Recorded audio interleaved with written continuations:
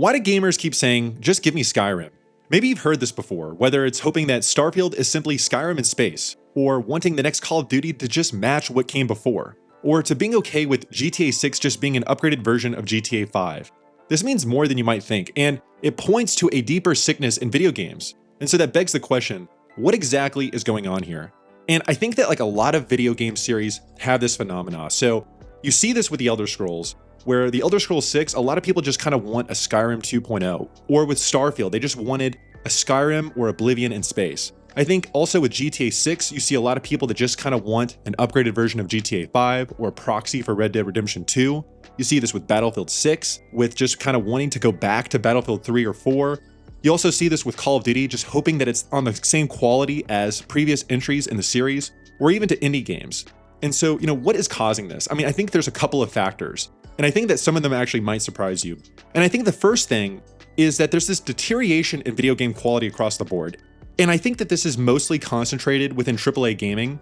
And you see this in many different respects. So first off, you see a lot of these AAA games, these kind of big budget games, having a lot of bugs and performance issues. You see a lot of deteriorating aspects, whether it's worsening storytelling, bad character development or character designs, rehashed gameplay mechanics, a lack of innovation in general, and even things within RPGs, you see deteriorating RPG mechanics. You see a lack of innovation, you see poor dialogue trees, poor role-playing mechanics, and then also elevated microtransactions. And so all these things are kind of providing this worse video game experience, especially compared to the past. I mean, you don't have to just look at the new games in isolation. Just look at what some of these older video games did in the past, and you see this deterioration in video game quality in so many respects, whether it's storytelling, gameplay design, quality control, things like that. And this deterioration in video game quality, I think, it leads to this level of distrust for the gamer.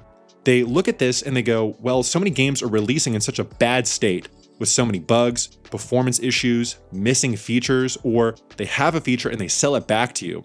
And this goes to this kind of next point, which is this lack of trust from the gamer, where when you have these bad quality video games, it just leads to this situation where people just don't trust you. There's a lack of trust from the gamer. It's not just the quality of the video games. It's things like excessive monetization in video games, where the companies almost try to extract as much as they can from the gamer. They sell back features that existed in previous entries, or they try to raise prices more on existing cosmetic microtransactions, or try to rehash the same things over and over and over again. And I think that with a lot of people too, previous entries in the series have disappointed fans, and so you have this level of distrust for the next entry in the series.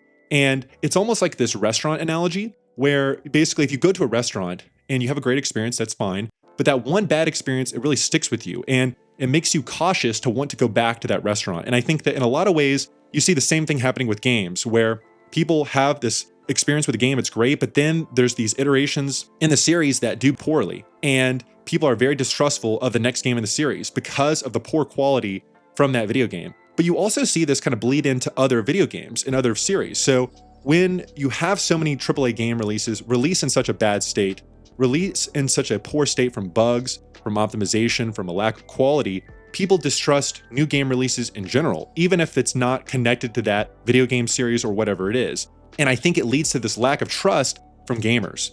And so this kind of lack of trust and this deterioration of video game qualities across the board, I think in a lot of ways are creating this, just give me Skyrim. But it's not just that. I think there's also this declining standard of a lot of gamers. And I think in a lot of ways, people are very starved for good AAA games. There's great games out there, but a lot of these high budget games, these really big franchises, these just AAA games have deteriorated in quality in so many respects, especially relative to some of the previous games in the series where they had more features or they offered more maps on release or a higher level of polish and quality control. And I think in tandem with that, there has been the social conditioning of a lot of gamers, especially in this kind of bigger AAA gaming space, where you see social conditioning with microtransactions. You see almost the social conditioning with poor optimization and a ton of bugs, or generally a lack of innovation. And this conditions people to accept these poor standards. But I think in addition to that, you also see these long sequel times, where games used to take a lot less time in between sequels. Now the time of development is so much longer that some gamers, especially newer gamers, don't realize the scope and the ideas of past games, where some of these older games gave you so much for free.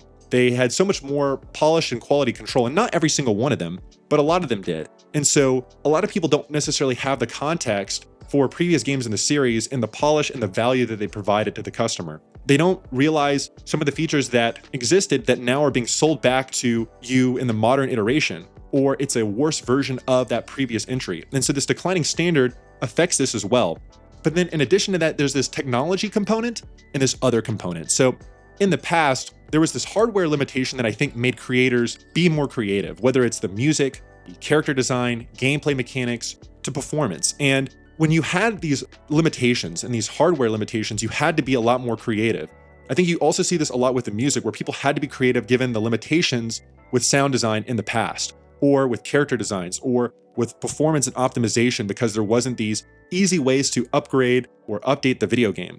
But in tandem with that, there's also this duality to it, where with this improved technology, you have seen more people empowered to create video games. It's easier than ever. It makes things a lot faster or quicker. But because it makes things easier, or it empowers new creators, there's, like I said, a duality to it, where things are less focused and less optimized. You see these huge game file sizes. You see a lack of quality control. You see a lot more bugs or things like that. And so even though you have more technological resources, it has created this problem with, I think, creativity, with performance, with things like that. And the thing is, you don't necessarily need innovation, right? Because ultimately you just want to have fun with a video game.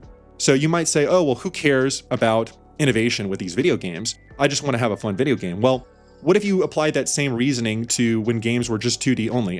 There's no need to do 3D games. I'm having a ton of fun with 2D games. And so you can always kind of make this argument, but I think that you want to have this innovation. And I think that if you're going to have this improved technology, right, these improved resources, these improved CPUs or graphics cards or whatever, why not utilize them? And in so many ways, you see this lack of innovation, you see a lack of quality control, and I think in a way it hurts the creativity, because what really is new from some of these newer video games? You would expect to see more innovation, but in a lot of ways you don't. And while you could argue, oh, I'm having fun, or it's fine, it doesn't need to have innovation to have fun, I could be just as content playing a upgraded version of Grand Theft Auto 5 or an upgraded version of Skyrim. That's not innovation. That's just the same thing. And so if that's the case, why even have the better technology? Why even have these things? Why even try to innovate and create something new? I mean, I think in essence, you don't have to innovate, but it speaks to the greater human spirit to have all these resources to create something awesome. It's not just creating the same iteration of Skyrim 12 times. Why not go deeper? Why not expand those RPG mechanics into something awesome? Why not take the next Call of Duty and make it something way different than you've ever seen before in the previous entries to make it so much better? I mean, this speaks to the human spirit in general, and why even just make the technology better if you're not going to leverage it? And so this technology component, like I said, while it empowers a lot of new creators, there's a duality to it, where in a lot of ways there's less of a focus on optimization. You see it with the quality control of bugs and stuff like that, and it lowers the creativity for a lot of people, and it really hasn't necessarily led to innovation. And so in general, like, what does this really mean for the gaming industry? Well, I think in a lot of ways, this really just shows this deep sickness within the gaming industry, because people that will say something like, oh, just give me GTA 5 upgraded or Skyrim in space or something like that, it speaks to these ideas that I talked about, this lack of trust from the gamers, this deterioration in quality, this lack of innovation that kind of speaks to this kind of sickness within the gaming industry. And like I said, it's manifested itself in this lack of quality control, this lack of innovation, and it gives us a glimpse almost into society more broadly, because I think that it's not just isolated to video games. I think you can see a lot of this directed at society more broadly, whether it's a focus on short-termism, not providing quality products or innovative products, and excessive monetization, and almost this non-appreciation of the customer. I really do believe in this idea of wanting to appreciate the customer and building that reputation and building that loyalty. But when you see things like taking a feature that existed in a previous game and selling it back to you, or finding out ways to squeeze more and more money out of the customer, it shows this changing philosophy in a lot of ways. In my opinion, it's partially a glimpse into society more broadly, and I don't know if that necessarily creates the best video games and the best value overall for everyone in the long term. And so what can be done about this? Because I think it's very easy to look at this and to get very negative about it. But I think that fundamentally society has to change for these things to improve. And also the gamer or the customer has to reject these ideas. I mean, I think that the gamer's inability to reject some of these practices is partly a function of society, where you accept in a way the excessive monetization that is brought onto you, or the level of just non-value creation that the company is providing you. I mean, like I said, when you take away features and then I try to sell it back to you, that's not almost treating the customer with respect. I think that fundamentally people have to be aware of this and realize this to say, no, I don't accept this, rather than accepting kind of just this poor treatment from some of these companies in terms of providing value, especially relative to other video game companies.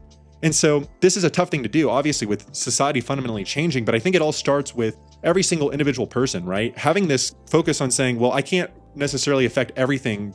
I can try to do the best quality work that I do in everything that I do in my own life. I can try to have standards. I can try to convince people of these ideas, or at least make them aware. I think that's the first step, is just making people aware of how do we bring value to the world more broadly. And so when I see people make these statements, just give me Skyrim in space, just give me Skyrim 2.0, or the next iteration of this video game, I think it, like I said, it speaks very fundamentally towards the state of the video game industry. And I think, like I said, it starts with the gamer or customer rejecting these ideas. And I think, like I said, it's easy to get negative about this.